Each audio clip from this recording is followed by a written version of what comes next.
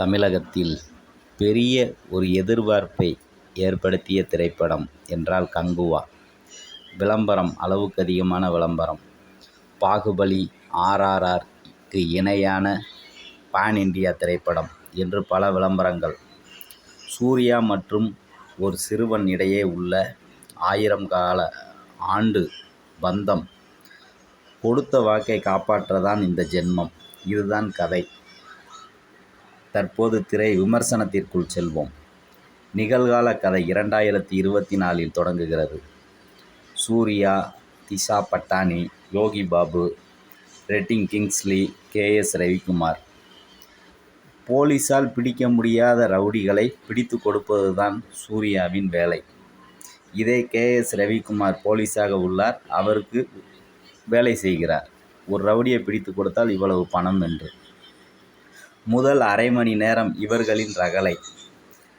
யோகி பாபு வரும் சீனில் சிரிப்பு வருகின்றது. நாக்கு வரை, உதட்டுக்கு வர மறுக்கின்றது. இப்படி செல்லும் கதை. இடையில் கருணாஸ், போஸ் வெங்கட், கோவை சரளா வந்து செல்கின்றனர். அப்படியே படம் 1070ஆம் ஆண்டுக்கு செல்கின்றது. கங்கா என்ற கங்குவா, பெருமாச்சி இனத்து இளவரசன். அவர்களின் நிலத்தை பிடிக்க ரோமானியர்கள் வருகின்றனர். சூழ்ச்சி செய்து பெருமாச்சி வீரர்கள் 100 நபர்களை கொலை செய்து அவர்கள் கையை வெட்டி ரோமானிய தலைவனுக்கு பரிசாக கொடுத்து தங்க காசை பெறுகிறான் ஒரு துரோகி. இப்படித்தான் கதை நகர்கின்றது. அந்த துரோகிக்கு ஒரு மனைவி, ஒரு மகன் இருக்கின்றனர். இதை கண்டுபிடித்து சூர்யா அந்த துரோகிக்கு தீக்குளியல் மரண தண்டனை நிறைவேற்றுகிறார். அப்போது அந்த குடும்பத்தையும் அழிக்க வேண்டுமென பெருமாச்சி மக்கள் சொல்கின்றனர். ஆனால் சூர்யா அதை விரும்பவில்லை. ஆனால் அந்த தாய், நான் இறந்து விடுகிறேன், என் மகனை மட்டும் காப்பாற்று என்று சூர்யாவின் கையில் பிடித்து கொடுத்துவிட்டு அவளும் தீக்கு இரையாகிறாள். இந்த பையனை காப்பாற்றுவதுதான் சூர்யாவின் கதை. அந்த இனத்தையே எதிர்த்து தன் மக்களை விட்டு பிரிகிறார் அந்த சிறுவனுக்காக. கருங்காட்டுக்கு சென்று அவர் அந்த தண்டனை அனுபவிக்க வேண்டும். கருங்காடு என்பது ஒருவர் உள்ளே சென்றால் திரும்பி வர முடியாத ஒரு டேஞ்சரான காடு என்று சொல்லலாம். அளவுக்கு அதிகமான மோசமான மிருகங்கள் உள்ளன. அப்படி அந்த காட்டில் அந்த சிறுவனின் மனதை மாற்ற முயற்சி செய்கிறார், உதவி செய்கிறார் சூர்யா. ஆனால் அந்த சிறுவன் புரிந்து கொள்ளவில்லை. இறுதியில் பாபி லியோன் உடன் சண்டை ஆரம்பமாகிறது. இந்த சண்டை காட்சி அந்த கருங்காட்டிலிருந்து கடல், கப்பல் சண்டை வரை நீள்கிறது இந்த கதை. ஒரு கட்டத்தில் கங்குவா நீ இருந்தால் ஒரு ஊரே வாழும், ஆனால் நான் அழிந்தால் யாருக்கும் எந்த இழப்பும் இல்லை என்று அந்த சிறுவன் தனது உயிரை தியாகம் செய்கிறான் கங்குவாவை காப்பாற்றுவதற்காக. அப்போது அத்துடன் அந்த சண்டை முடிவுக்கு வந்து, கங்குவா, உன்னை காப்பேன் என்று உன் தாய்க்கு நான் கொடுத்த வாக்கை என்னால் காப்பாற்ற முடியவில்லை என்று கங்குவா கொந்தளிக்கிறார். இப்போதல்ல, இனி ஒரு ஜென்மம் எடுத்தாவது உன்னை நான் காப்பாற்றுவேன் என்று சூளுரைக்கிறார்.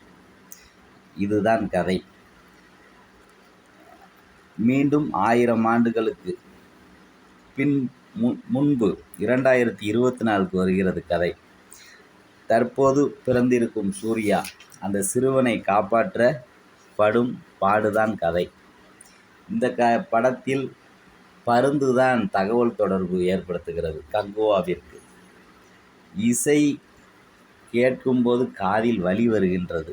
தியேட்டரில் ரசித்து கேட்க முடியவில்லை. பாடல்கள் இனிமையாக இருக்கின்றன. 1000 ஆண்டுகளுக்கு முந்திய காட்சி அமைப்பு அருமை. தமிழ் உச்சரிப்பு அவ்வப்போது மாற்றுகின்றனர். திடீரென செந்தமிழ் வருகின்றது, திடீரென தற்போது நடப்பு தமிழ் வந்து விடுகின்றது. சண்டை காட்சிகள் முயற்சி செய்திருக்கிறார் சூர்யா. பாகுபலி போன்று சண்டை காட்சிகளை காட்டுவதற்காக. 3D ரசிக்கும்படி இல்லை. படம் முழுவதும் 3D. சூர்யா, அனைத்து நடிகர்களுமே நமக்கு கட்டெரும்பு போல் காட்சி தருகிறார்கள் அந்த கண்ணாடியை போட்டு பார்க்கும்போது. சூர்யாவின் அந்த திடமான உடலை முழுவதுமாக பார்த்து ரசிக்க முடியவில்லை. எந்த நடிகரையும் பார்ப்பதற்கு எறும்பு போல் காட்சி தருகிறது. படம் பார்த்தவர்களுக்கு திருப்தி இல்லை என்ற ஒரு விமர்சனம்தான் அனைவருமே வைக்கின்றனர். படம் பார்த்துவிட்டு எங்களுக்கு போதுமான திருப்தி ஏற்படவில்லை, ஒரு பெரிய எதிர்பார்ப்புடன் வந்த சினிமா விரும்பிகள் படத்தை விரும்பாத ஒரு சூழ்நிலை தான் உள்ளது. ஏனென்றால் 3D என்றவுடன் RRR, பாகுபலி, ரஜினிகாந்த் நடித்த எந்திரன் இப்படி படங்களின் 3Dயை நாம் பார்த்துள்ளோம், ரசித்துள்ளோம். ஆனால் இதில் 3D என்றால் மிக மைடியர் குட்டிச்சாத்தான் என்ற படம் ஆரம்பத்தில் வந்தது. அதுபோன்று எறும்புகளாக காட்சி கொடுக்கின்றனர் நடிகர்கள். அது ஒன்றுதான் பார்ப்பதற்கு மிகவும் விருப்பமில்லாத சூழ்நிலையாக உள்ளது. 100க்கு 50 மார்க் இந்த படத்திற்கு.